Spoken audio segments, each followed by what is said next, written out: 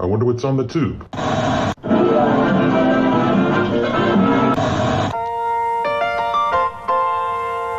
Welcome back. Thank you for being a friend. What you talking about, Willis? You are a meathead. No soup for you.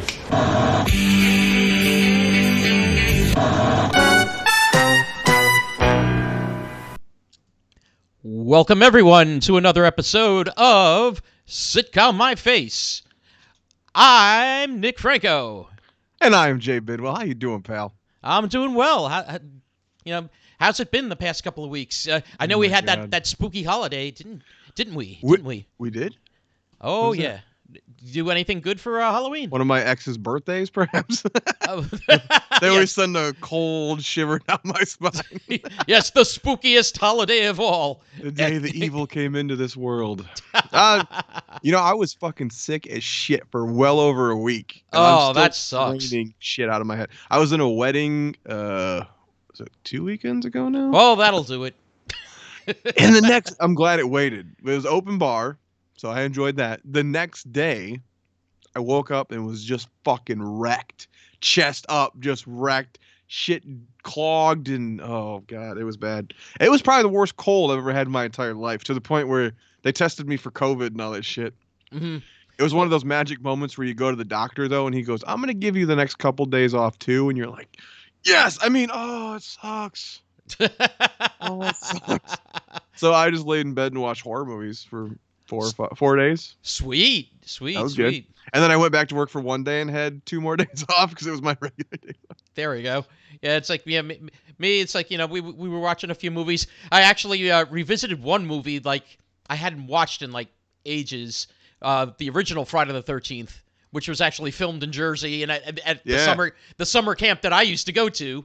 When I was out there, I was trying to get my buddy Joe to go, but we were going through, at the time it was like 3 a.m. So right, yeah, that's was that a little bit of a problem or whatever. Yeah, Camp Novi Bosco. And I seen they were doing tours again. Yes, they did the tours again this year. That last year, of course, they suspended because of the COVID. But yeah, they've been doing it for four years or so. I think that's. I've watched someone's YouTube video on it, so I felt like I went last year. Oh, sweet. I was like, I'll just pretend that I'm there. Fuck you, Corona. God yeah, but it's weird, like watching back and then seeing, like, when you watch some of these older horror movies and slasher movies, like seeing that, it's like, okay, so they had some good ideas, but ooh, some of these other things, yeah. The kills were cool, but the story I never loved in that. It's like, yeah, it's like the story was all right as the a ending's basis. a real cheat. Yeah. I fucking hate the ending. Some people love the ending. I'm like, if you had. Do we spoil Friday? Is that old enough to? Let's see, 1980. So if you haven't watched it in the past 41 years. If you've ever seen Scream, it's already been spoiled for you, where he says, "Who's the killer in Friday the 13th?" And she goes, "Jason fucking Voorhees." And he's like, "No, Jason's mother was the killer," Yeah, Mrs. Voorhees, yeah. But they don't lay her in at all in the movie. And then at the end, she just kind of shows up and is like, "I'm Mrs. Voorhees, and I'm the killer." And you're like, "What?" It's like a whodunit where you could never figure it out. I'm the friend of the guy that bought the place. Yeah. That's it. That's the ticket.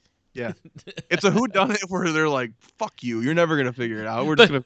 The whodunit because you don't even know this who. You're like. Did I happen to mention the this motherfucker covered in shit story from like 3 weeks ago? Oh no! I don't. This is my little fucking boy Killian right here. Say hi, little bitch. Yeah, he's cute. But so I let him out. All right, you can go eat, go do something. I let him outside like 3 weeks ago. He comes back to the door. 5 minutes later, I'm carrying groceries in, wagging his tail, happy as can be, covered in fucking shit, bro. Wow. Caked in shit. His harness, everything caked in shit. I was like, what the fuck happened? What?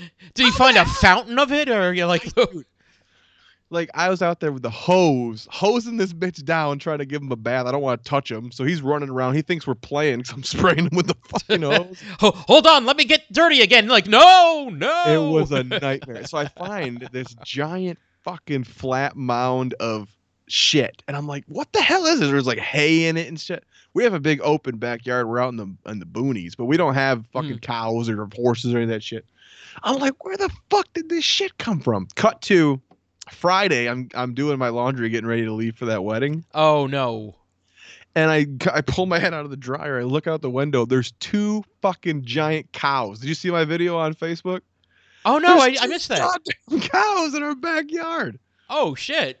Well, I guess literally, I found the culprits of the fucking shit mound. Yeah, see, your little doggy's there. I was like, yeah, I love cow pies. Oh my god, I was so pissed that day. My neighbors must have thought I was nuts. I'm like, I'm hosing him down, fucking chasing him. I'm like, you fucking piece of shit. My neighbors must be like, it's like, no, I just rolled in it. cuckoo, bitch. But yeah, then it was weeks later, and these cows show up in my yard again, and I'm like, oh, this ain't your first visit, is it, you fucks? So, I go out there and I did like a little video, like, believe this shit. I told that story, and immediately these cows take off into the road. Of course, block traffic. There's like 5 cars on my road. Like, what the fuck? And also, this dude pulls up and he's waving at the cows, screaming. And I was like, "Are those yours?" He's like, "Yeah." So I should have been like, "Hey, next time my dog rolls into your cow shit, you're bathing them, bitch. You owe me 1 doggy bath, you fuck." Well, at least he's clean now. That was fun. Anyway, I just wanted to share that fun story with you because I wasn't sure if you saw my video I put on. No, I missed that one. Jeez. You don't understand how perplexing it is when you open your back door and you're like, I don't have cows. Why are there cows here? Why are there 2 cows in my yard? Wait, did somebody make a trade for some magic beans? Wait. What the fuck is going on? Oh. Anyway, did you do anything fun for Halloween? Halloween itself, we were just, watching some of the shows and that. Like I said, watching some of the movies. I like I said, I watched the Friday the 13th just because 1, I hadn't watched it in so long, and 2, I was preparing for my other podcast, so I'm like, you know what? Let me look at the old. Did you cover the filming of it or something on there? I talked a bit about the background of that. It's you should plug your other podcast while you're talking. Oh yeah, the other podcast is What Exit Jersey Stories, and what exit? His asshole. It's always his asshole. That is one exit. But yeah, we're just talking about like the towns and watching it. It's like, oh wait, hold on, yeah, that says Blairstown Diner. Oh well, hold on a second. Oh yeah, that says Hope. Right. Oh, the truck, the guy that gave her a lift. That says Stanhope on it right there. It's like, okay, Doug Stanhope. Yeah, Doug Stanhope. No, not him. Wow, weird. I didn't even know he was around back then. It's crazy. But yeah, it's funny looking back though at the movies that kind of ushered in the era of the slasher.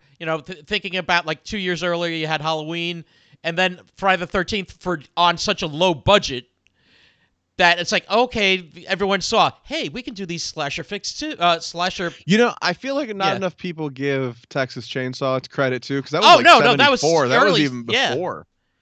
Yeah. A lot of people give. Of course, Psycho as well, but. Oh, of course. For the whole different genre of killers. I think as much as I love Mikey, I think Leatherface might have started that shit. You know what? I would say, but I think at that time it was considered more of a cult movie rather than like the big movie. Halloween, on the other hand, really hit it big. And then 2 years later they did, with Friday the 13th, hey, for a low budget movie for $500,000, they got, let's see, 59, almost $60 million on their return. I think it was the highest grossing indie film at one point. Yeah. So, goddamn. Yeah, so that was basically Halloween. We didn't really have many trick-or-treaters going, so yeah, it was a little disappointing. Yeah, I went to the bar for like couple hours after work just so I could feel like I got out of the. There you go. There was a sexy little bartender, just like a Kit Kat bar, and we kept going, "Give me a break, give me a break, break me up." I don't think she got it. Break me up a piece of that ass. So Not too bad. She wasn't an M&M. You could have said, "Let me see if you melt in my mouth, not in my hands." No. Right out there. Hey yo. But so, going to sitcoms, I guess. Yeah, I was gonna say we should probably mention our two deaths since our last show. We had two sitcom stars, I guess. I would call Gunther a star. Yeah. No, I definitely at the beginning he was just supposed to be some extra, but he really got made into a main character there at Central Perk. Yeah, so we covered Friends on our very first show, and Gunther has passed away. He was had cancer, I guess. I didn't realize stage 4 cancer for I forget how long they said he had it.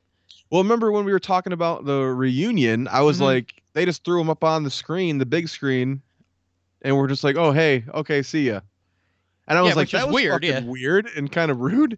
But then when he died, I was like, oh, that makes more sense. And I looked at, I think it was a Good Morning America or something, and they were talking to him, and he basically said, I didn't want to go be on the show and make it the, oh, look, Gunther's dying of cancer show.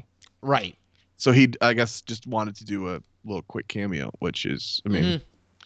Yeah, the acknowledgement, but not like what he said, not taking away from the rest of what they were doing. So then that made a lot more sense when I was like, oh, okay. And the other one, what's his name? Peter Scolari. Is that his name? Yeah. Two main sitcoms I remember him from. One is Newhart. Mm-hmm. Well, which is funny because we've been talking for a while about trying to cover Newhart. Yeah. And we couldn't find it streaming, and now tonight we're covering the Bob Newhart show. The previous show to Newhart. The original Bob Newhart, sitcom. But so it would have been weird if we were covering Newhart tonight, and then that guy just happened to die. Ooh, okay. That would have been strange. Then you get to see what other shows we're covering and see who else is. It's like, we're not allowed to cover any Betty White shows. The sitcom My Face, Deadpool. Yeah. So, that and Bosom Buddies, right? Bosom Buddies was the first one I remember him from. With Tom Hanks, which was a cross-dressing comedy from the 80s, I guess. Yep. Was it early 80s? Early 80s. Yeah, and before Tom Hanks was a everywhere film star, I guess. Yes. Yeah. Was he wasn't really around in the 70s much, was he? No, I believe what was the first thing I remember him from? There was a made-for-TV movie called Mazes and Monsters. When was Bachelor Party? Was that like his first big movie? No, I don't think that was his first big movie, but that was like 85, I think, I want to say. Oh, wow. 85, 86. Yeah, it is weird. It is weird to think about how prestigious you think of Tom Hanks and all these early sleazy movies he started with. Yeah, no, I remember. Bosom Buddies was a real tongue-in-cheek, raunchy type. Bachelor Party had the donkey party, right? Wasn't that where the donkey thing came from for Clerks? Wait, I'm trying to remember. I thought Randall mentions that. You know what? It's been a while since I actually saw that one. It's like I just remember the one guy, of course, because of my name. I remember.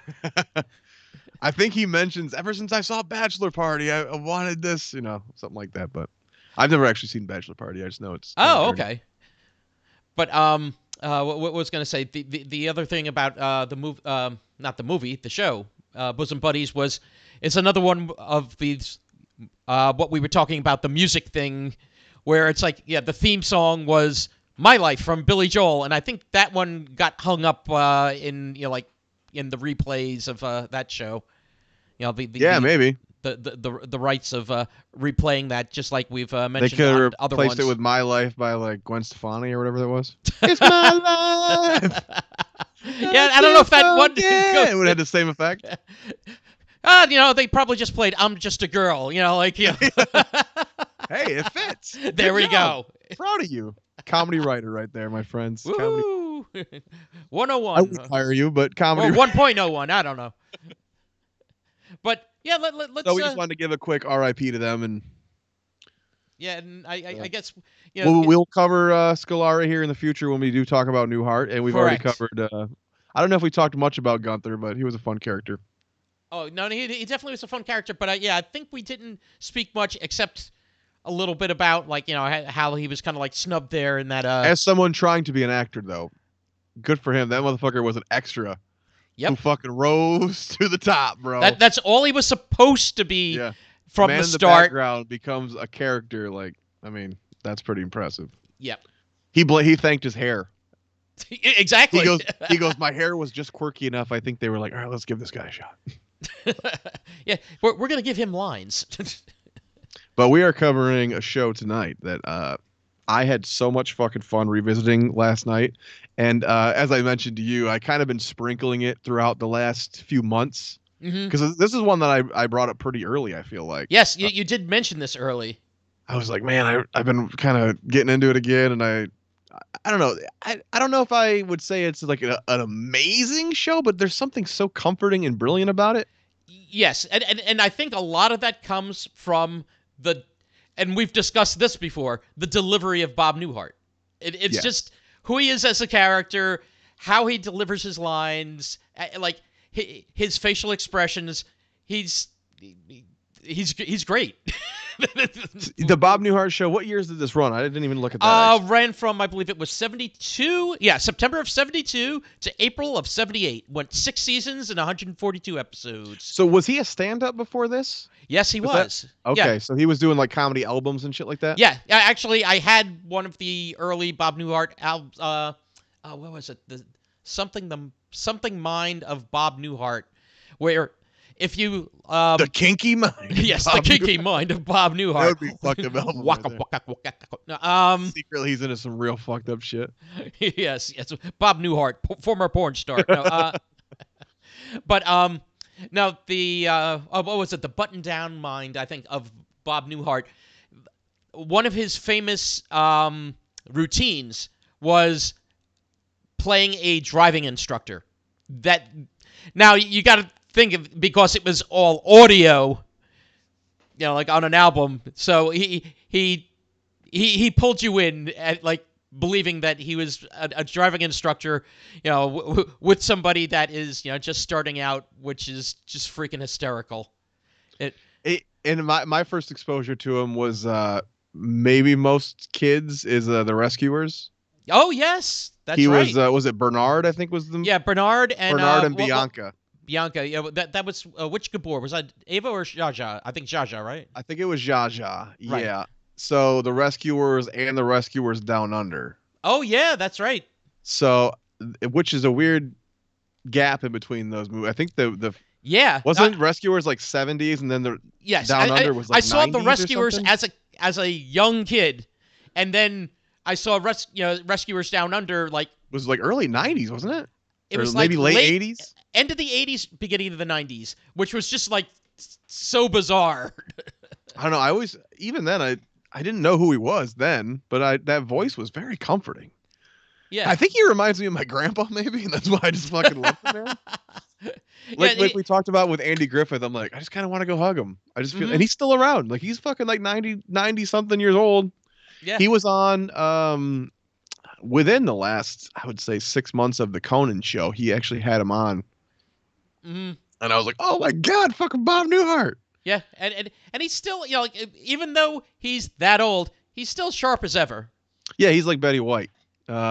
Just they got it. They drink from the same fountain. So yeah, last night I watched the 3 we had talked about. Like I said, I had been sprinkling them. Actually, I watched 2 additional ones last night too, but we'll get to those.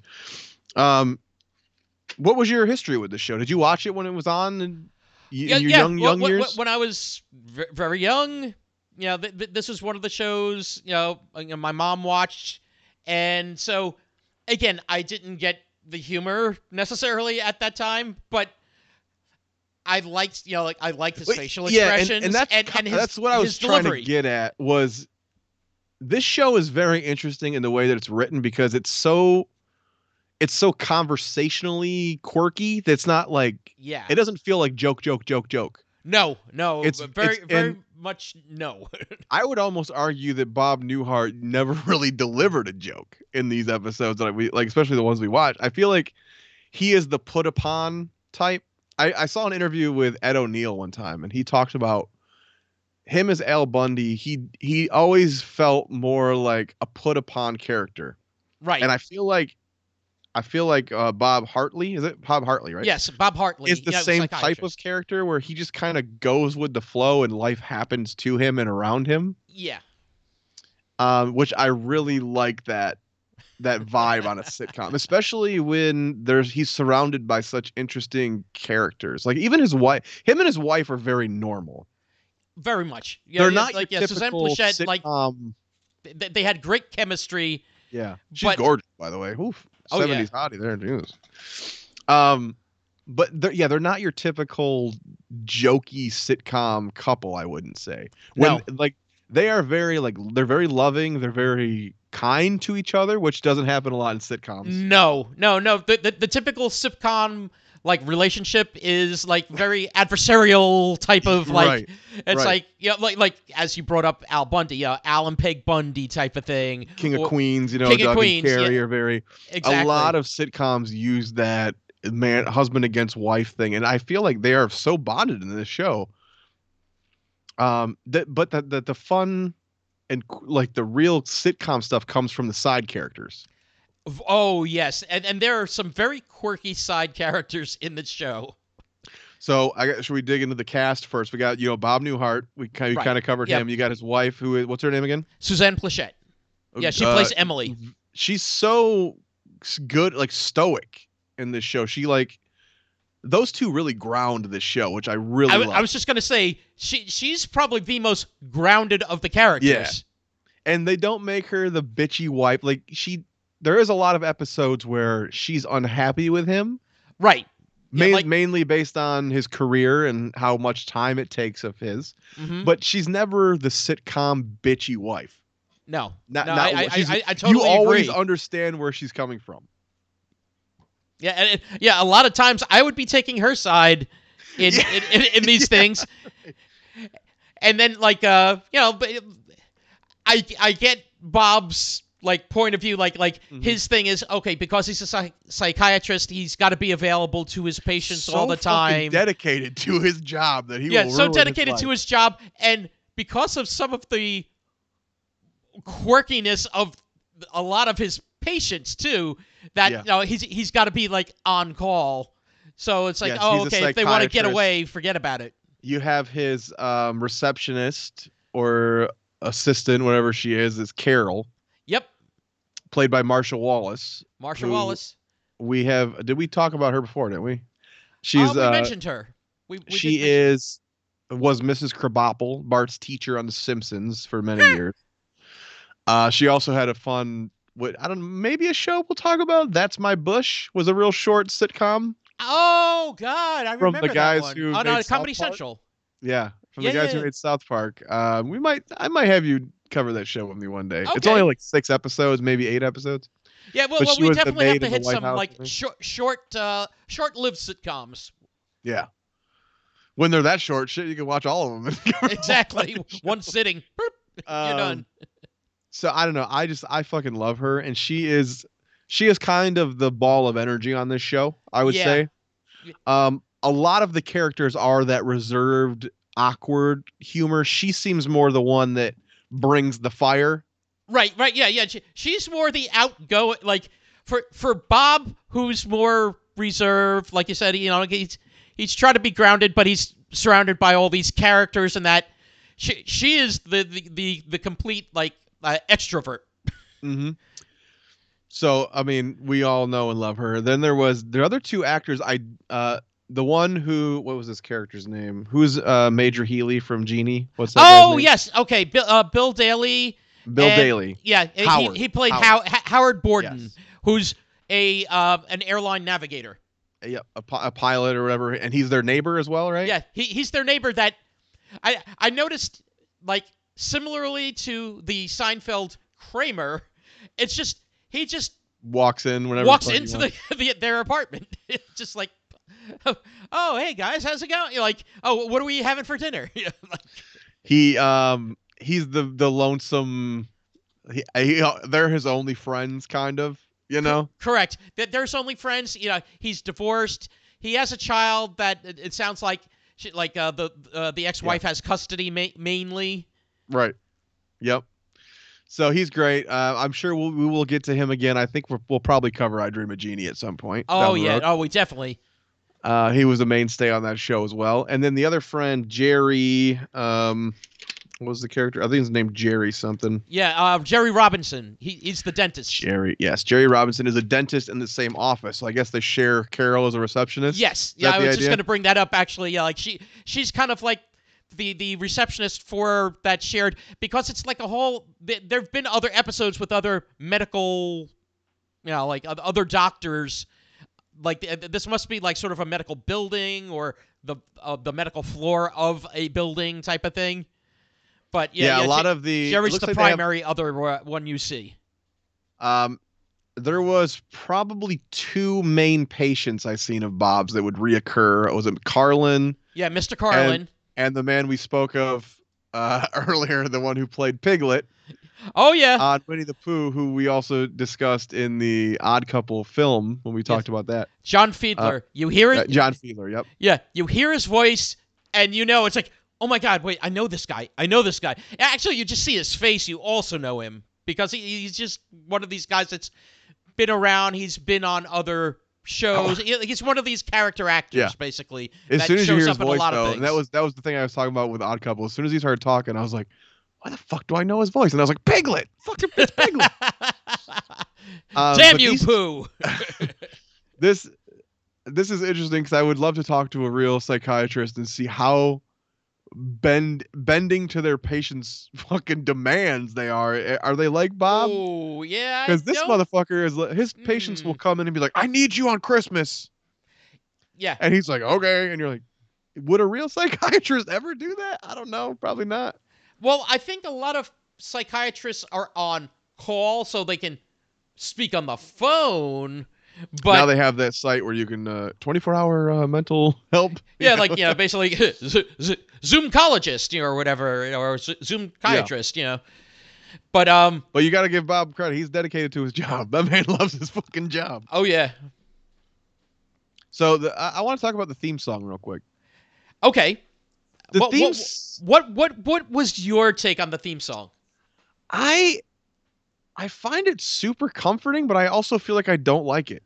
It's not catchy in any way. It changes rhythms like parts of it are catchy. Parts of it are catchy. It changes rhythm like 3 different times. Yeah, that part, like, there's catchiness, but like you said, it has a lot of starts and stops. Like it's like there's literally 3 different rhythms. I feel like it's like yes. The melody speeds up, and then I don't know. I hear it, and if you were to ask me 2 seconds later, I couldn't fucking sing it for you. I couldn't do it. I'd be like, I just remember that part of the tune just from, like I said, watching this years ago. I just remember that. It's like that part of things. Yeah, you can remember, but that. If you had told me, oh, do the whole theme song, I'd be like, so put the gun to your head. Okay, that's it. You're like, I'm fucking dead. I don't know. I mean, it does its job, but it is weird that it's so. I don't know. It seems like it should be catchy. Like theme songs are supposed to be kind of catchy and get you amped. And this one, I'm just like you said, dude. Wait, now it's like a slow. Now it's like a slow jam. It has the catchy part, but it's surrounded by other stuff. And the weird thing I noticed compared to a lot of sitcoms, this show throughout the entire run has at least those 5 main characters. Yes. They don't get title card credits in this. No. They're not. Only Bob and the wife are named in the theme song, the opening. Right. All 6 seasons, and that's kind of strange, right? That is kind of weird, given okay, if it was... Is Bob Newhart like, this is my fucking show, assholes, you ain't getting no title card. Whose name's on the title? Yeah. Wait, is this the Bill Daly show? No. Show I thought that was strange, and I was like, maybe the first season or something, they weren't big enough yet, and all of a sudden... But no, all 6 seasons, they're like, no. Yeah, I don't know why that it was. That was like the first one that I really that kind of like stood out. Those other 3 actors are in every fucking episode of this show. It's not like Right. they left or whatever. Like they're there the whole fucking time. So that was bizarre. And I was just, it made me go, I hope Bob's not like a fucking egomaniac who's like, this is my show. I don't think so. He does not come across as that. So yeah, the first episode we covered was in season 2. Should we jump into that? Yes. Let's go on to that one. That was that was the Christmas one, right? I'm Dreaming of a Slight Christmas. Yes, I'm Dreaming of a Slight Christmas. So we weren't exactly sure which episodes to cover. So again, I went to a list, and a lot of the favorite episodes were all holiday episodes. A lot of Christmas episodes were on there. You know what? I've found that actually in a few of the sitcoms that we've like covered so far, when you go to these like top 25 episodes of, you find a lot of the holiday episodes among the tops. You know, like usually you'll find at least one in the top 10 at least. There was a really good one that I had watched maybe a month ago. I was like, oh my God, that was also a really good holiday episode. But the comedy just comes from, I think he had to give his appendix or his tonsils out on Christmas. Okay. So he's stuck in the hospital, and there's this little old lady who's like the nurse, just this fucking decrepit old lady who was so funny. And it was one of those where you're like, I don't think this lady's an actress. I think they just found some old bitch to be the nurse, and she was so fucking funny. Oh God. But yeah, that was also that was one of the ones I remember going, that was a really funny episode, and it was also a Christmas episode. Yeah, but it wasn't on that list. So yeah, and in fact, from what you had sent me, and from reading some of the other lists, yeah, there were 3 Christmas episodes that they did over the course of the seasons. I'm gonna watch all of them. I might watch this whole fucking show. Actually, after watching last night, I was doing my little research, and I was like, all right, I found Newhart. I finally found a place to stream Newhart. And I ordered the Bob Show, the 3rd series on Amazon. Oh, okay. So I ordered that. It was like $11.99 on Amazon. So that's I'll be not watching bad. some of this. So this is a Christmas episode where basically it's a real easy plot. His wife wants to spend the holiday with him, but he's busy at work. He's got patients who need him. Mm-hmm. Yeah, and actually, it starts out also they want they want Christmas together. And they don't want to go overboard, so they're not a whole bunch of presents, and the tree at the beginning that Bob the brings. fucking Snoopy tree. Yeah, exactly. That's the first thing I thought of. It's like, oh my God, it's like a Charlie Brown Snoopy Christmas tree, with starring Bob Newhart. Charlie Brown popped up in the fucking Simpsons Halloween episode we talked about too. What the hell's going on here? Oh no. The apartment. Did you see how fucking 70s that apartment was in this episode? Mm-hmm. It was orange and yellow. I was like, oh yeah, I was having like grandma's house flashbacks, dude. I was like, holy shit. Yeah, and again, we when watching the Odd Couple, a lot of those same colors were used. That acid puke orange. Yeah, that's a good way to put it. Acid puke orange. Yeah, I was like, oh my God, I'm back at grandma's house. Fuck. Because my grandparents were very old, and that's exactly what their trailers looked like. Very 70s. The other thing that kind of stood out to me, because there's supposed to be like a blizzard in this episode. Yes. So and also they are the show takes place in Chicago. That's the setting too. Right. So when you talk about blizzards, okay, now you're also talking Chicago blizzard. Did you catch all the terrible stock footage they were using for the blizzards? Every time they transition, they're doing these like shitty stock footage scenes of blizzards, and it's like the worst quality video. I was gonna say, and it doesn't correlate. If you're talking about like, okay, this is how far in the blizzard we are. It's like, wait, hold on. Why are you leaving? The one you used before seemed deeper. Hold on, what the hell's going on? I mean, I've never seen stock footage be so goddamn jarring. You're like, this isn't the same show. Like. I don't think this is even Chicago. They clearly went to the CBS archives and found some news footage from 15 years earlier with the worst quality cameras and shit. Mm-hmm. But either that, or they went to anyone's home movies. Hey, you got any movies like when it was like snowing by you? Yeah, sure. Yeah, I think I went out on the street a little. Yeah, right.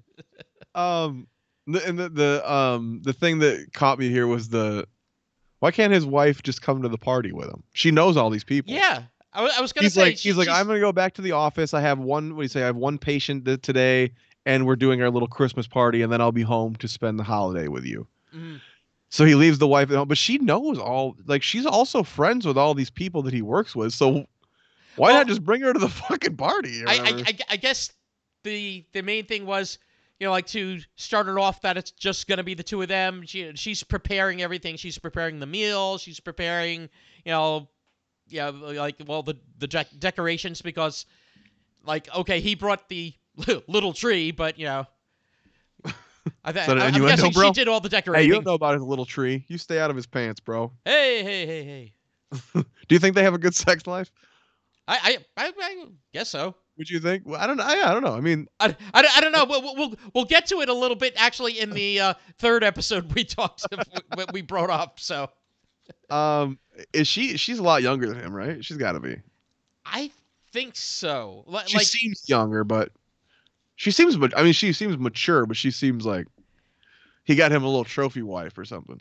Yeah. Well, by the time that fifth season came along, which our third episode we're going to talk about is in the fifth season. The way he spoke, it sounds like he's 40 at that point, because right. He's talking about relative ages. Yeah, I remember that. So it's like, okay, well, if he's 40, okay, yeah. How old is Suzanne Plachette? Yeah, she must be like, she looked maybe late 20s, maybe early 30s. She had a little age in her face, but a little bit. Not much. Yeah, not much. So of course he goes to the office and nothing goes according to plan. They end up getting snowed in. Not only just snowed in, but also like there's power outages going on along Chicago as well. Yep. So in most sitcoms this would be the entire episode. It was weird that, and I noticed that a few episodes I was watching, the thing that is usually the sitcom cliche is usually just kind of a small portion of these episodes. Like a lot of shows would do an entire episode. Oh, we're snowed in a blackout at the office or something. Right. This was like what, 5 minutes of this episode, maybe? Right. Yeah. Like one of the ones that I think you and I have talked about before too. Night Court, where they're snowed in. Right. That was the whole basis of the episode. Well, there's every show has an episode where it's like, oh, we're trapped here, we're trapped in an elevator, we're trapped in the cooler, we're trapped in the. And so I was like, oh, this is where we're gonna go, and then it just kind of goes by real quick, and you're like, oh, that's not what this episode really is about. It's really just about his wife wanting him home, and like he calls her up, and hey, honey, oh, at least we could talk on the phone. Phone goes out. Yeah. Oh, like Bob. The funniest bit's probably at the end when he finally does get home. And he's like frozen stiff. Frozen stiff walks in like a fucking cartoon. I can't. He's telling the story through frozen lips. Mm-hmm. About he's trying to bring his patient home and the car broke down. And... Yeah, his car broke down, so he had to get a cab, and like from where the patient was dropped off, then he walked, which was, I forget how many miles he wound up saying. Like 4 miles. What I'm saying. That's why I'm saying, like, you think that the episode is going to be we can't go anywhere, but no, he's like, just leave. Because the one other character, some random dude, just goes, oh, don't even think about the elevator. It's broken or something. It's out. And then he goes, and there's the craziest blizzard outside. We can't go anywhere. But then 2 minutes later, they just leave. So it's like, yeah, we'll still get out of here. Like, oh, okay, that was weird. But yeah, he gives this whole story, and he comes home frozen, and of course he falls asleep before they can have their sweet night together. And she's like, "Well, we'll get him next year, Bob." Yeah, I love also some of the things, like once she was getting kind of annoyed and that he was still stuck at the office, but he's explaining to her. It's like she keeps mentioning that she keeps having to put the goose back in the oven. Yeah, she's like, it's shrinking, Bob. It's shrinking. I think it's what did she say? Like, I think it's like it's going to be a hummingbird by the time you get home. Yeah. Yes. Having watched a smattering of episodes in the last few months, it is strange to me that this one is on the top. What was it, 20 or something? Top list? 25. It's not a bad episode by any means, but I wouldn't say it's the best No, I of the 20 that I even watched. the next episode I would say is one of Yes. the best Yes. ones. But this one, yeah, it was good. Yeah, but- it was fine. It wasn't like amazing. Right. So, and I've definitely seen at least 6 episodes I would put way above this that weren't on that list. Right. I'd put the first episode above that. Yeah, Like- yeah, probably, yeah. The first episode, which I don't know, like, do we want to just go into our 3 and then we'll go into the other episodes? Yeah. Yeah. I'd do Why that. don't we hit it that way? So the second episode. What holiday are we dealing with this time? Thanksgiving. Ah, which we dealt with the Friends episode that we did. Yeah, Friends was known. I feel like their Thanksgiving episodes were their biggest, like all 6 of them in a room type episodes. Yep. And some of the funniest, honestly. Very Looking much back, so. I feel like I picked a poor one for that episode because I remembered the one we watched being better, but there are better Thanksgiving episodes. No, of that show. it was definitely funny, that one. Yeah, But- yeah. So this episode was in season 4. Mm-hmm. Was it called Over the Hill? Was it Over the Over Hill? the river and through the woods. To grandmother's house we go. Go. Yes. Exactly. I didn't feel like writing that long ass title, so I just wrote Over the River ... This episode was actually number 1 on that list. Yeah. And this episode, the third act alone, it's one of the funniest bits I've ever seen on most sitcoms. Oh my God.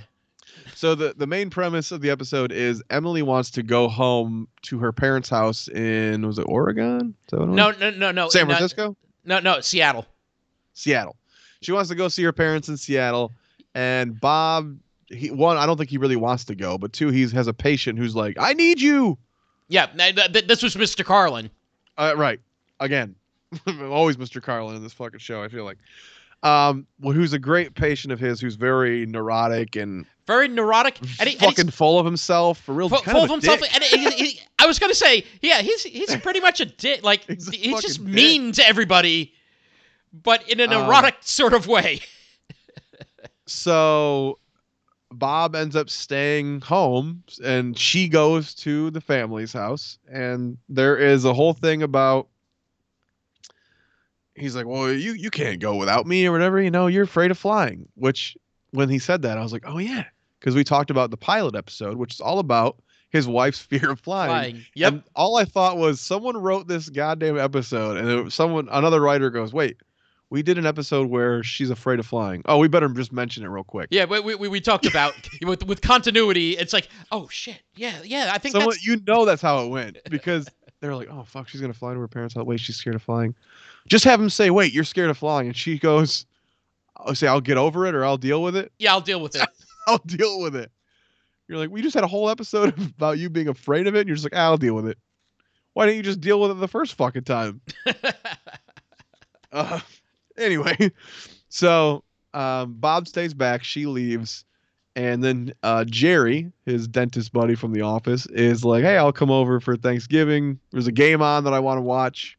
It was his alma mater. Yeah, William and Mary. William and Mary. Give me a W. Give me an M. Oh, what's that What does it spell? Wom. And of course the patient overhears too and makes some snide. He's like, oh, if he's going, I'm not going. Well, motherfucker wasn't even invited, but he shows up anyway. Yeah. So real easy premise. A couple of guys sitting around watching football on Thanksgiving. Turns into such a fucking funny gathering of bullshit.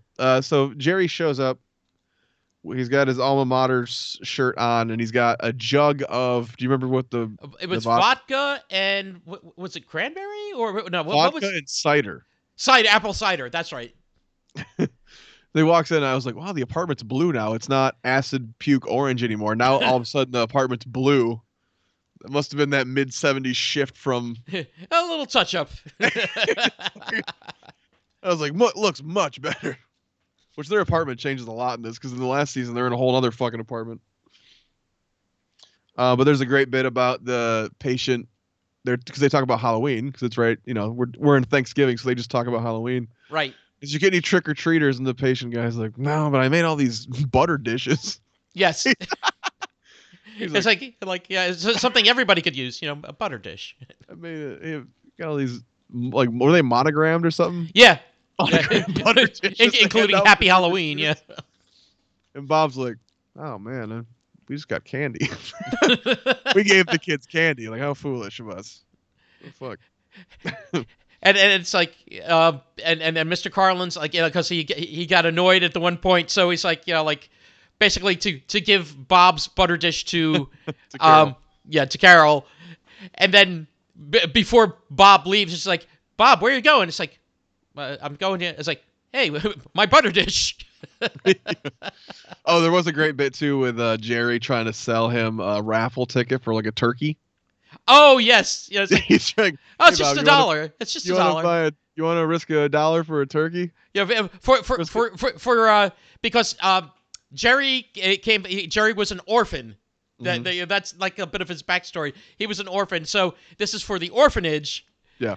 And it's like, okay, well, yeah. Why don't you do $5? $5. Yeah, it's like, and so convinces Bob to file it. It's like, well, no, 10. 10.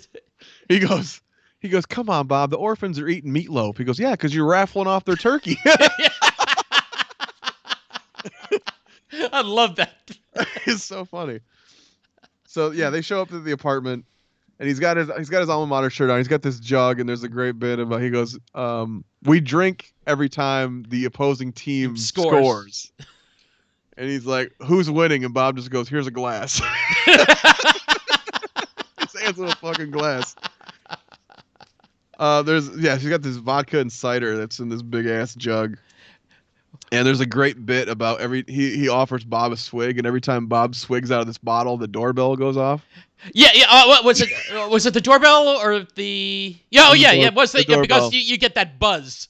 Yeah. So Bob like, takes a swig of this shit, and it's like, he puts it down, and he just goes, "That's murder." That's a running gag throughout it, which is actually very funny. Yeah, and one of the times that it is the doorbell, it's Howard again. Who was he the one that brought him the scotch? He's like, oh look, it was aged in styrofoam kegs. Oh no, that was Mr. Carlin. That was Carlin. Yeah. It's like like it was a thing. It's like you owe me $9.95. I brought you some scotch. I get brought you. It was aged in styrofoam keg. Yeah, you owe me $9.95. So we go through the day, and they're just watching the game and drinking. And usually this is something on a sitcom that is overplayed and not that funny. When you play drunk. Yeah, I know, and it can definitely bomb real bad when they do that type of thing. So what does it start with? They're like, I hear that if you drink too much on an empty stomach, you get drunk. And he's like, I don't know about that. They're already fucking shit faced. I think we should eat something. You go, I got that turkey. They go in. It's like, oh, the turkey's frozen. Oh yeah. Oh, that's the thing. Bob won the turkey from Jerry. He won the turkey, and it was like this, like what, a 3-pound turkey. Tiny little fucking thing, yeah. Like, I don't think we have enough food. He's got this frozen ass turkey, and there's a whole bit about these knock knock jokes that Mr. Carlin's doing. These knock knock jokes that and that was one of the things that was so freaking hysterical. What was the first one he gave? The what was that? Was that the? I wish I'd have wrote it down. But the boo one.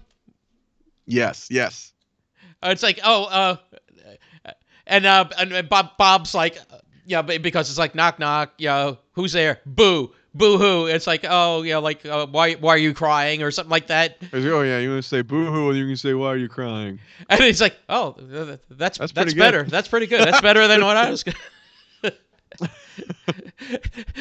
So then, like, was it Bob or was it Jerry? It's like, goes knock knock, and Mr. Carl says, "Why are you crying?" Yeah, he like knocks the turkey on the table too. He knocks the frozen turkey on the fucking table, and he goes, "Who's there?" No, that was the turkey. He says, "Boo hoo." So yeah, I guess they figure that they're not gonna be able to make this fucking turkey.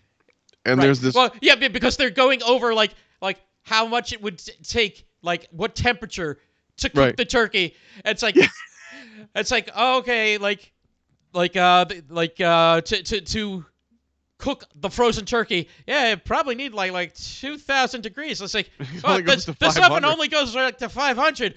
Oh, we'll need a whole bunch of ovens. We'll need a couple ovens. We'll need a couple ovens. Oh my god! So then they go to order food, which and they decide on. He goes, I want pizza. He goes, you said pizza. He goes, I know a great Chinese place. It's a laundromat or a laundry. It's a laundry. Oh my god! So yeah, they decide they're gonna order Chinese food, and there's just so many stupid fucking. He's like, I'll take the Mugu Gai Pan. Oh yeah. Everyone wants ordering Mugu Gai Pan. Mugu Gai. He's like, I'll take the Mugu Gai Pan. He's like, and it turns into like Mugu Gugu. Yeah, Mugu Gugu. Oh my god! And then, so they keep going around. They keep adding more and more Mugu. Okay, more Gugu. And he goes, okay, I'll take another Mugu Gai Pan. He's like, goo to go. Goo to go. Another goo to go. And I believe, if I'm not mistaken, the other great thing about the Chinese restaurant that they order from is it's called Who. Yeah. Yeah, there was a joke in there about that too, but I don't remember what it was. Well, again, because they're doing the knock knock. Who's there?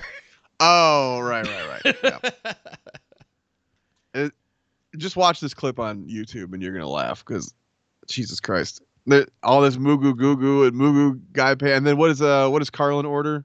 Sweet and sour shrimp. Oh yeah, so sweet and sour shrimp or pork or something like that. Yeah, sweet and sour pork, I think. Oh, well, which one do you want? Make up your mind. I'll take the Mugu Gai Pan. Another goo to go. Oh my god, so fucking stupid, but so funny. And then he goes to sits down and he goes to hang up the phone. He just slams it on the table. Mm-hmm.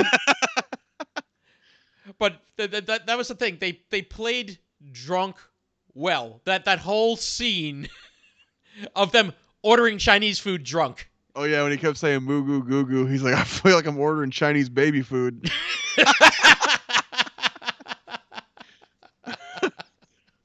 Oh man, it was just a really fucking funny, like, what, 5-7 minute scene, something like that. Just so fucking good. All four of these dudes just firing on all cylinders. He's like, you said Mugu Gugu. Oh my god. Now the next part is a bit of a surprise because. Oh, the name. Do you remember the name on the order? Oh, Dur Bob Hartley. Dur Bob Hartley. D.R. Dr. Dur. Dur. But yeah, Emily comes home early. Yeah. But I believe the rest of them are already gone, and Bob is just like fucking hammered. Still hammered, happy drunk. Yep. And then their order. Oh, wait, the oven goes off. That was funny. Yeah, the oven goes off, and it's like, oh yeah, that's the turkey.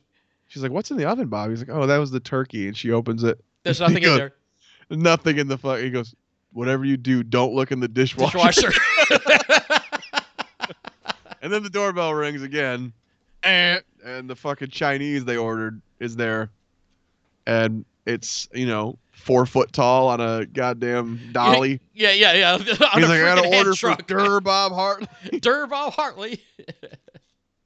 It's like, yeah, we ran out of Mugu Gai Pan for doing this order, and yeah, the order's, what is it, like $96, which so funny. Which would be normally a pretty high.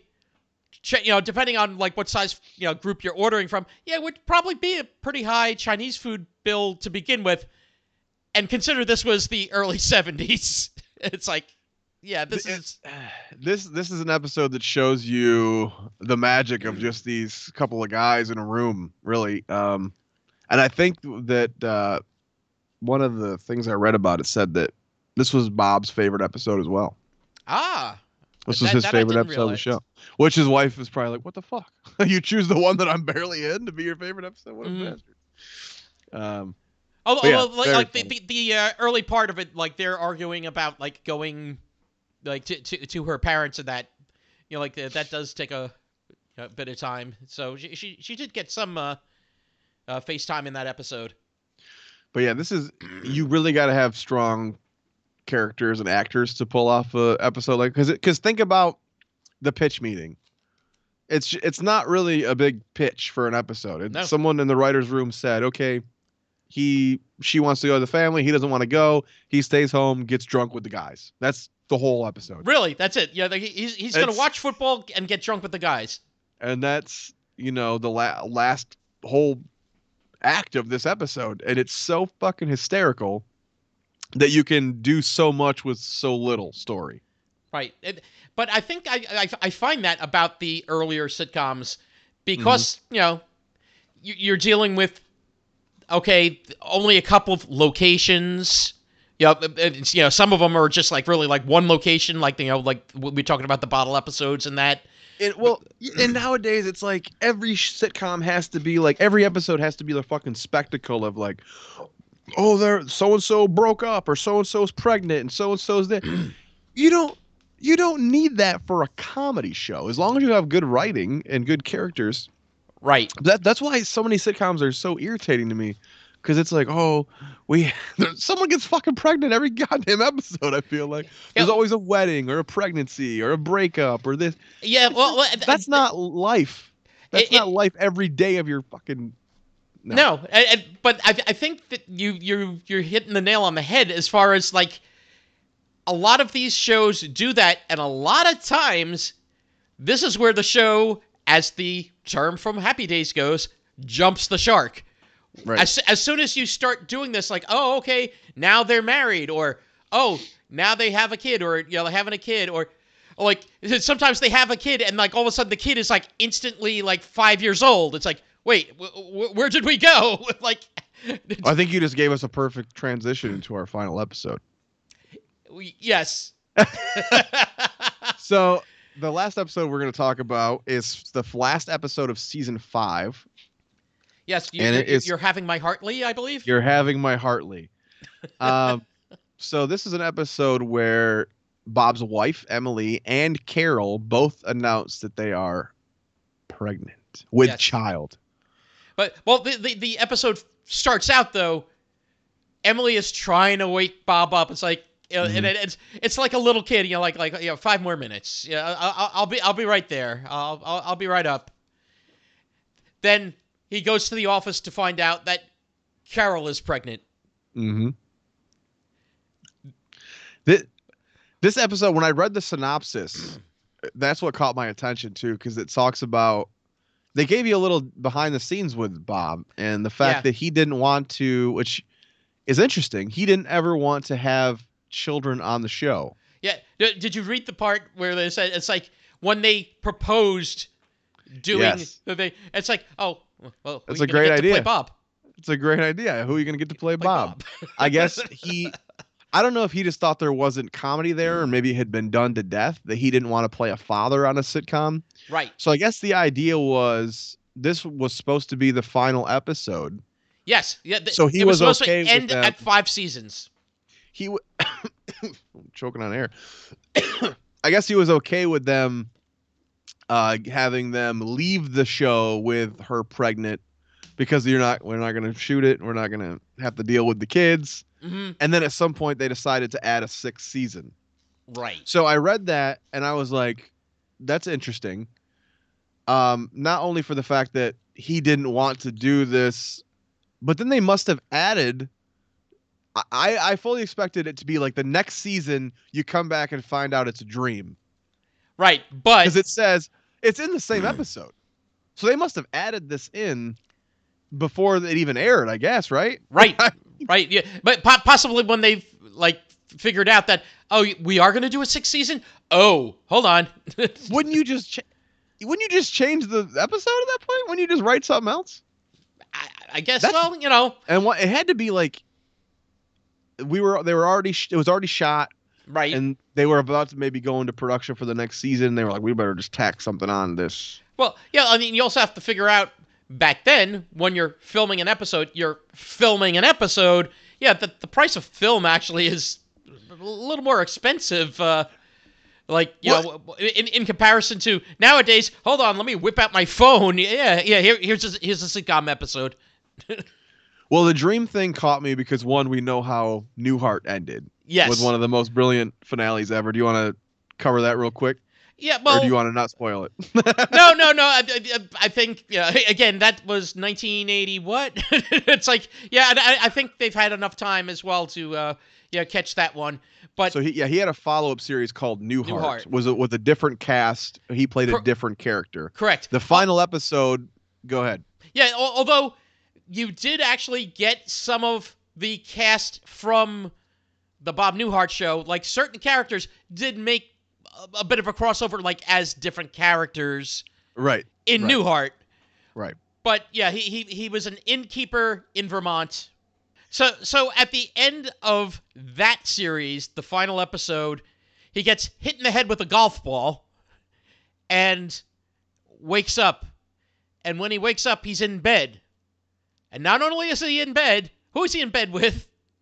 His wife from the Bob Newhart show, the previous sitcom show that he had. Yes, Suzanne Plachette is in bed with him. And he basically describes Newhart, the series, as a dream he was having. Right. Fucking brilliant. It was fantastic the way it was all done. Which was later stolen as a joke ending to Breaking Bad. Oh, right. They did one where he wakes up. What's the fuck's his name? I can't Walter think White. of it right now. Yeah, the actor Bryan Cranston. Bryan Cranston, yeah. Bryan Cranston, of course, was the father on Malcolm in the Middle. So they did a joke ending to Breaking Bad where he wakes up in bed next to Lois, the wife from Malcolm in the Middle, which was brilliant. Gotta hit that one at some point too. I did. You mentioned the other actors showing up, and this is what actually made me buy that Bob show on DVD. Mm-hmm. The Jerry character shows up as the same character. In Bob. Oh wow.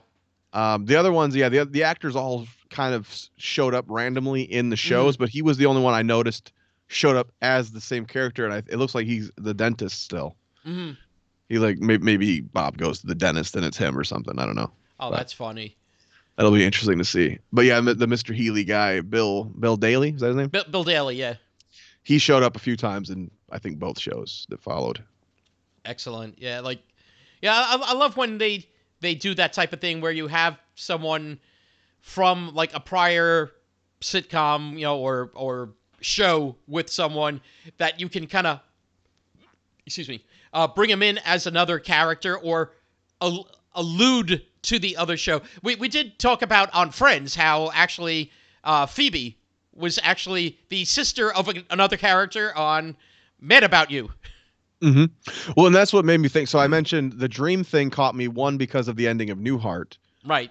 And also the pregnancy thing being a dream. I remember I told you about the Married with Children shit. Mm-hmm. How Katie Seagal on Married with Children, Peg Bundy, they wrote her in pregnant on the show because she was pregnant in real life. Unfortunately, she had a miscarriage. Yeah. So in Married with Children, they made her pregnancy a dream. Mm-hmm. And I wonder if this had anything to do with that. Like maybe they were like, we can use it as like a callback. Because I didn't know about this. Yeah, I'm not sure. I wonder if they were like, well, it's a dream and that's kind of stupid. But Bob Newhart did it. So maybe we can use it as like a little in-joke. You know what? And here's the thing. You can do it to a degree. Like, again, Bob Newhart did it well. What you're saying, like, with Married with Children. They were able to do it. But then you take a show like, again, not a sitcom, but St. Elsewhere, where, this whole series was a dream in the mind of an autistic child. It's like, what? Well, and it's so funny that Newhart didn't want to have kids. I don't want to be a dad on TV. He had 4 kids in real life. Oh, yeah. No. He was a dad. He was a dad. He just didn't want to be one on the show. He's like, fuck that shit. I'm a dad in real life. I don't want to be a dad in TV, which is unlike every other comedian who does a show. They all do. Yep, the family. Mm-hmm. I think Tim Allen, though, didn't he have like 3 daughters? So he made it 3 sons on the show, something like that. You may be right. I think that was his like, I already have 3 girls, so let's have 3 boys or some shit. But, yeah, a lot of comedians, they'll use that to, write. You have something funny happen with your kid, you come in, you pitch it. Everyone Loves Raymond was famous for that. I was just going to actually go to that show. It's like, yeah, he actually had twin boys, and he had, like a girl. And he would come in and go, here's a weird thing that happened with my sons. Let's talk about it. I'll do an episode about it. But Bob was like, I don't fucking want to think about my kids anymore. Fuck this. I still love, like, with Raymond, like, when he was on Saturday Night Live, he was explaining a little about kind of the difference between doing the sitcom, like with the characters, but like, kind of based on his life and that. It's like, yeah, it's like in real life, you know what's a joke to my boys, to my twin boys? Here, Farts. Ooh, ooh, look at the keys, ooh. It's like, oh, okay. Like, this episode, it made me laugh because it opens with fucking Jerry fat shaming Carol, like, oh, you're getting so fat. Oh yeah, like I was like, my God, this is like. He's like, what are you gonna do when your fat rolls overrun your pants or some shit? And yeah, she's I'm pregnant. Like, damn. He's like, oh, yeah. There's a fun moment about all the guys melt like butter at the when they find out about, like, it's basically mention having a baby, just mention baby, and like, oh, it's like they all of a sudden like they're crying, they're thinking about the cute little baby. Now, when you watch this back, thinking about the fact that the whole episode is a dream. It's very bizarre, for one, that they didn't change it, like we mentioned. It's not like an afterthought. They wrote the episode, or at least showed the episode, with this dream thing in there. So you have the baby thing. I guess that's part of the dream. That's not real. The men aren't melting over the baby. You have a scene where the guys again get drunk. I guess Bob has a real drinking problem because all the guys go out and they're talking about first time fatherhood and da-da-da. Mm-hmm. And they come home. I love the bar, by the way. The bartender shows up again in the final episode that I watched. Mm-hmm. He's in 6 episodes and plays 5 different characters. Oh, wow. The bartender. Oh, cool, cool. How weird is that? But I love his, like, being a wise ass with the guys. Like, okay, you got the beer. So, he puts down a beer. It's like, okay, you got the Shirley martini. Temple. You got the Shirley Temple. It's all all beer. It's all beer. And it's like, wait, and I think it's Howard. It's like, I don't think this is a Shirley Temple. So he's like, hold on. He switches beers with Jerry. He has a beer in his hand. He goes, this Shirley Temple tastes funny. It's like, oh, hold on. And it switches it with one of the other beers. Yeah. Yeah, that actor was funny. And then when I watched another episode, he showed up as a different character. So I had to look into him. 6 episodes, 5 characters. Wow. So that's pretty cool. But apparently this character doesn't exist because it's a dream. You know what? We should have known it was a dream because, like, even though, again, this is the early 70s and that, but it's like, how many beers did those guys drink? And it's like, the tab was like $1 something. It was like $1 something. Yeah. Yeah, it's like, this must be a dream. I was like, are these little, like, hint jokes to the fact right. I was thinking about that afterwards. I'm like, wait. Are some of these things like alluding to, this can't be real because of? Yeah, and that's why it's bizarre that they did this episode to begin with, because they had to have known by the time it fucking showed. So it seems like any other show, if that was the plan, they would have just scrapped that episode and maybe saved it for the 6th season finale, or something. They wouldn't tack on these weird things. I don't. It doesn't even feel like the shit's tacked on because, like you said, there's hints in there. There's a scene where a horse shows up in the apartment. Oh yeah. They bring home a horse. They were thinking of what gift to have for the baby. So it's like, so all of a sudden, like Emily opens the door and they have a horse. And it's like, look, we got him a pony. Get the pony, yeah. It's like, not a pony. That's a horse. He's like, well, he used to be a pony at some point. Yeah, it used to be a pony. He used to be a pony. So, yeah, this is a really bizarre study in a sitcom decision. I don't quite I fully, literally expected it to be a season 6 opener, just like Married with Children did, where they go, okay, that was a dream. Now let's move on. Mm-hmm. But the fact that it was already there is really fucking weird to me. I like it, but it's very fucking weird.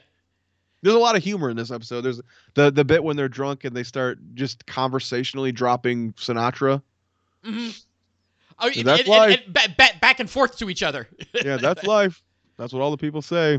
Riding high in April, shot down in May.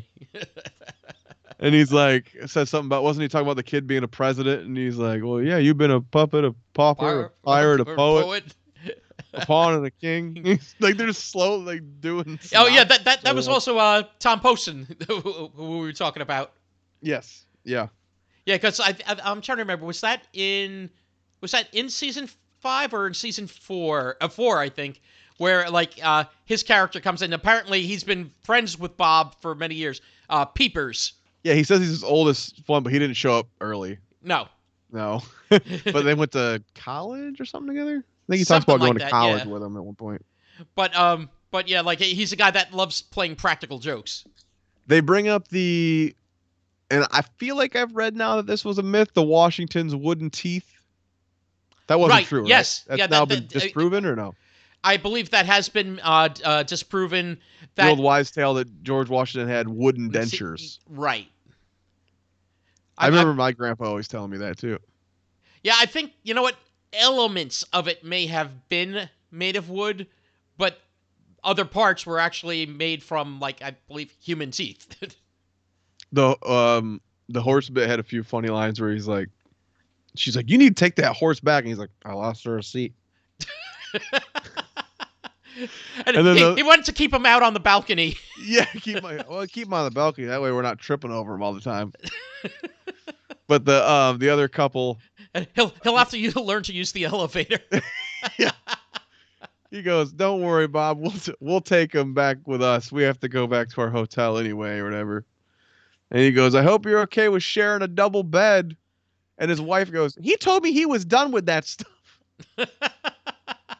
He goes, "You mean in general or with horses?" Yeah, exactly. It's like, wait, he's done this before? You fucking freaks.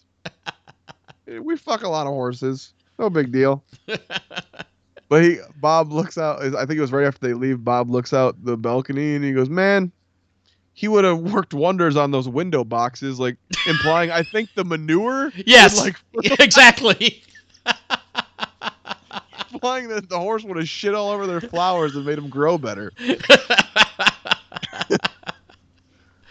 Oh my God. Funny.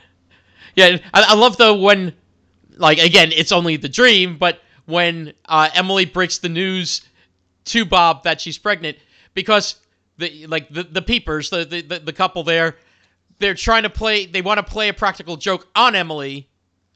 So they're leaning over, Bob is leaning over, so when Emily comes into the thing, she'll think, wait, something's wrong with me. Why is everyone else, like, positioned this way?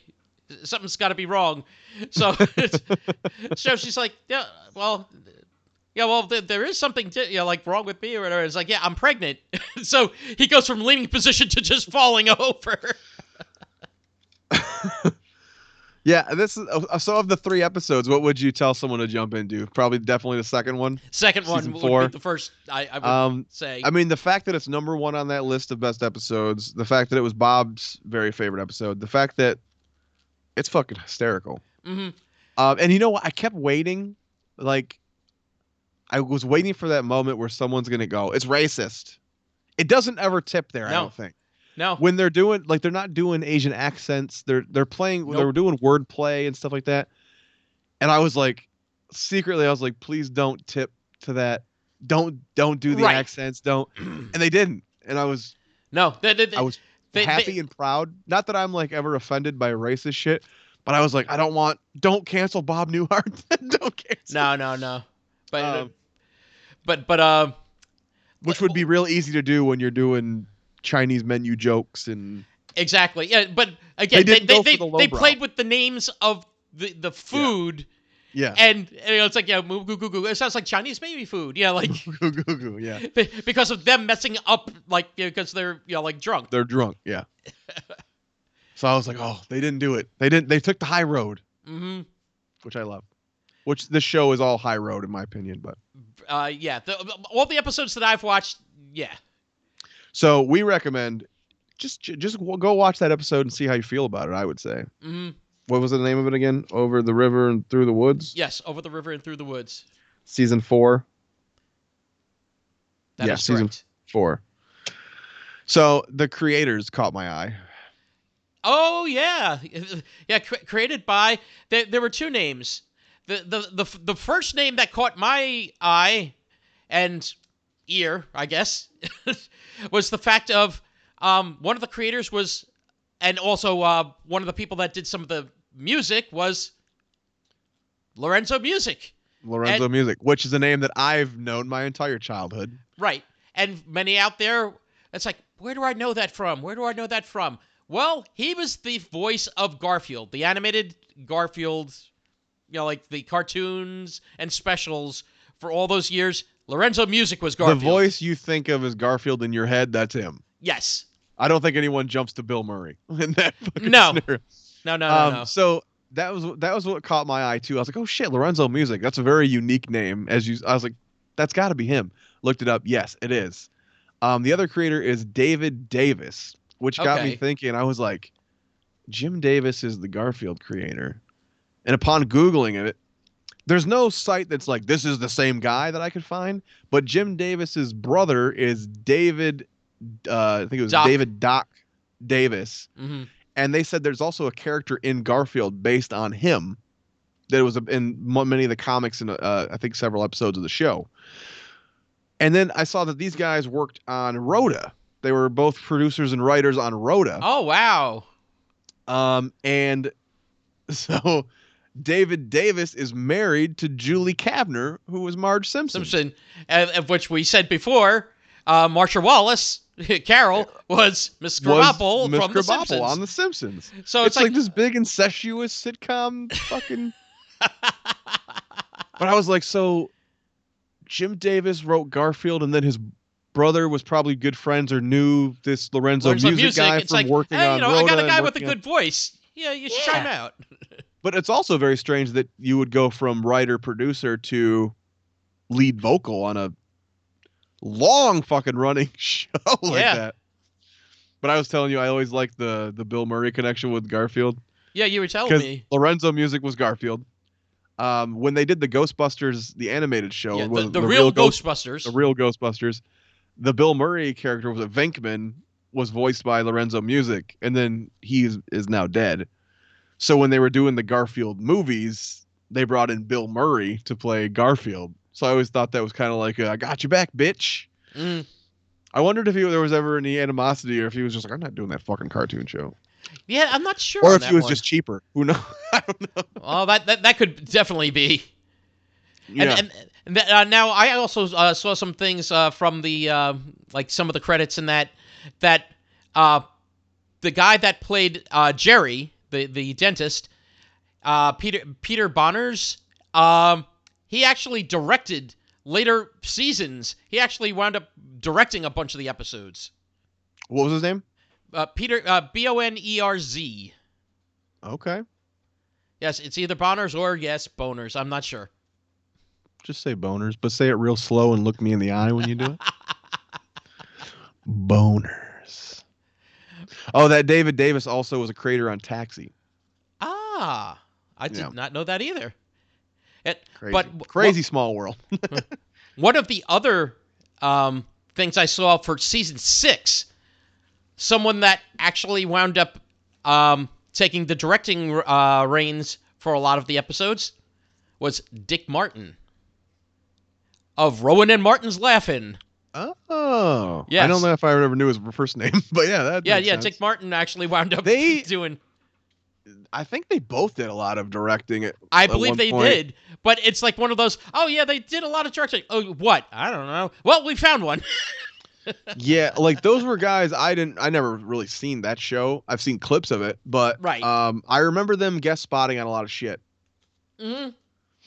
They were on a little bit of everything back in the 70s, I think. Yeah, and they were also like one of those like groups, like duos that would also, it's like, oh, okay, let's welcome Rowan and Martin, like they'd be on Johnny Carson or any variety type shows. They would wind up showing up on those. Did you? Were there any other episodes you wanted to mention real quick that stand out? Yeah, two for me that stood out. Actually, the first episode, which, as you alluded to, they had to kind of go back to the episode where Emily goes to visit her parents in Seattle and has to fly. Well, the first episode is where Bob has a group that is afraid to fly, like of his psychiatry practice. He's got like 20 people that are afraid to fly, and as the graduation present or whatever is they're going to go on a flight to New York. And as a present to himself, he and Emily are going to stay a little extra in New York and then fly back separate. But he did not know until that point. She's actually afraid of flying herself. She's afraid of flying herself. So I enjoyed that episode. I like, you get to see how neurotic some of his patients are right at the beginning. Because one of the best things was... I don't remember, were the regulars there yet, or was it just random? Oh, no, Mr. Carlin, I think, was already Carlin there. was already there? Yeah. He was in the final episode, too. Like, he was there for the whole fucking run, man. Yep. No. He was definitely the, if you want to say, number one patient. Yeah. But one of the things that happens is he has Howard come to talk to the people about flying because Howard is an airline navigator. So first off, that is a sneaky way to bring in that other character, right? Yep. That's a good idea. There you go. You brought in the wife by her fear of it, and the pilot by his knowledge of it. Right. That's pretty smart. So one of the best things is he's late to the meeting with these people because he's going to also answer questions to them. And what happens is he finally gets there. He's like, yeah, sorry, Bob. I got lost. He's the airline navigator. So, like, you can see the patients are all like, we never said he was good at his job. And, although I feel like he must get promoted at some point because his uniform changed in the later seasons to like a brown. Over all the seasons, like, it's like, okay, he starts out with the standard airline blue and the with the gold things, and then it's like a tan at one point, and yeah. But one of the best things is, again, showing how neurotic the patients are. They're all gonna go downstairs. They're taking the elevator, and Howard is mentioning it's like, it's like it's an airplane is safe. It's it's a big thing, but like it's safer. It's safer than like hell. An elevator is like just suspended by like one thin cable, and and all the patients pile off the elevator. Yeah, he's a fun character who's just so sad and never says the right thing. No. Never once said the right goddamn thing. No, I love when also like when the peepers have come over and he comes over beforehand. It's like, oh, I see that you only have 4 table settings. Oh no, I understand. I get it. I'll just go to my apartment and get an extra chair. Right. But did you watch the final episode? I didn't watch the final episode yet. But one of the other high-ranking episodes, same season as the Over the River and Through the Woods, is, I believe it was called If Death Be My Destiny. Okay. I don't know if you saw that one. I don't know by name. If you tell me what it's about, maybe. Well, the premise of the thing is, Bob goes for a checkup. He's like healthy as ever, like he's got like all great marks from the doctor, and he's like in there with his patient, telling him it's like you gotta live, you gotta like try things, try skiing. Like is this the one where he murders him and fucks his corpse? No, not that one. That was the that other was a different one. That was a different one. But no, he's telling this patient that's like afraid of everything, basically. That it's like, okay, you got to live. Why don't you get your driver's license? Okay, why don't you take up like skiing? Why don't you take up some things that will make you feel alive? Then Bob goes to leave afterwards and opens the elevator and walks in and grabs the cables because the elevator's not there. So he's hanging by the cables of the elevator. That sounds kind of cartoony for this show. Yeah, it was actually like... You don't get a lot of that. I thought the horse thing in that episode was probably the most cartoony thing I'd seen. But yeah, this was a little bit on the cartoony end, and basically he wound up having to go down the cable. The elevator was on the floor under him, and he had to go down and then go through that the trap door at the top of an elevator to get into the elevator. Wow. So I can't picture Bob doing that. Right. So so basically. Oh, and the Frozen thing was pretty cartoony, but yeah. But so basically it was like, okay, he's telling people, oh, you got to live, and then here he is. Now he's afraid. He's afraid of elevators. He's he's starting to like just become neurotic himself, or more neurotic himself about some of these things. And then his patient comes back to his office, and you see he's got a cast on his leg. He decided to take up skiing. And broke his leg. Thanks for your advice, Doc. Exactly. I took your advice, but the guy was happy about it because, he got to go back to the ski lodge. Everyone took good care of him. He made a bunch of friends. They signed his cast. It was like one of his best days. Oh, okay, the breaking the leg wasn't bad, but I realized what you said. It gotta live. So I liked that episode. Because of just like the overconfidence that Bob has, till all of a sudden he has a near-death experience. Do you think he's good at his job? That's the interesting thing. For someone that's a psychiatrist, I think he's a bit neurotic himself, and so it's kind of ironic that he's in that position. Yeah, you get the feeling that he cares a lot. Yes, he cares. But he's also just kind of there sometimes. Yeah. He doesn't feel, he feels like he just kind of, oh yeah, that's great. All right, next, Yeah, not necessarily giving always the best advice or Right. But you don't feel like he's a bad guy. But he's No.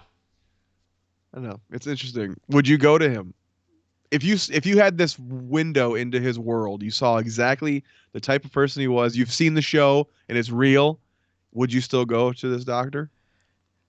I might do a visit or two just to see what it would be like. I think I'm gonna go see someone else. It's like, yeah, not for nothing, but you've done great, but yeah, I think it's time for me to move on. Well, I mean, are we good?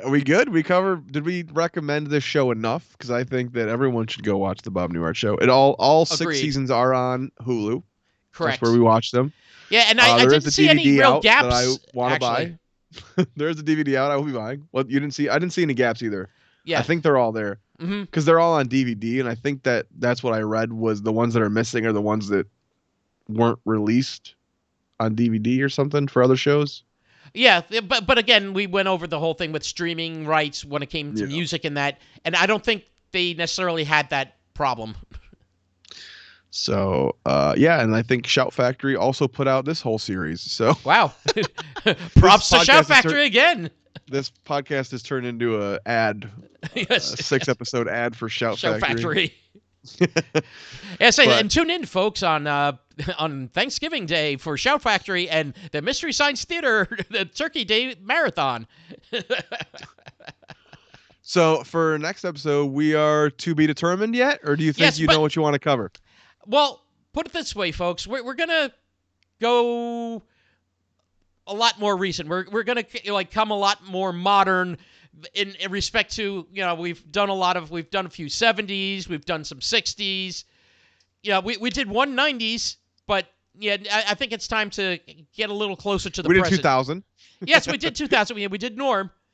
But yeah, I think we need to get a little closer to the present. So, yes, next episode we'll be closer. You kids will have been alive during whatever show we do next. Yes. Unless we have a lot of COVID babies listening, so COVID babies. They need some moo goo goo goo. Yes, some moo goo goo goo. Yes, Chinese baby food. And right. if you enjoy Sitcom My Face, please visit our Facebook page. Visit our hey. Visit our Facebook. Visit our YouTube channel. Visit our Twitter, even though I haven't tweeted in a while. And and recommend it to your friends. And if there's any sitcoms that you'd like to see, please tell us. Tweet us, email us. I believe we're sitcommyface@gmail.com. So right. I think that's and if you want to see JJ's Twitch channel, he is at Bidwell Fog. Yeah, twitch.tv/BidwellFog. If you are listening to this, he is NetNick191 on Twitch. That is correct.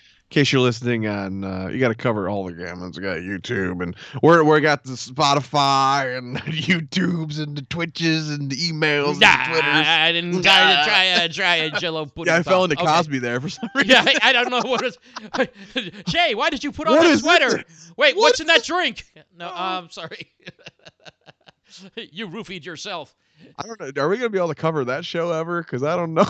Yeah, talk about that show. We'll find a way because, again, in sitcom history, it is a classic. It broke a lot of barriers, including ones that we weren't aware of. But broke a lot of hymens. Yeah, which also some of they weren't aware of. But oh, ouch. For Sitcom My Face, I've been Nick Franco. I've been Jay Bidwell. And we hope you'll Sitcom My Face. Goodbye, everybody. Goodbye.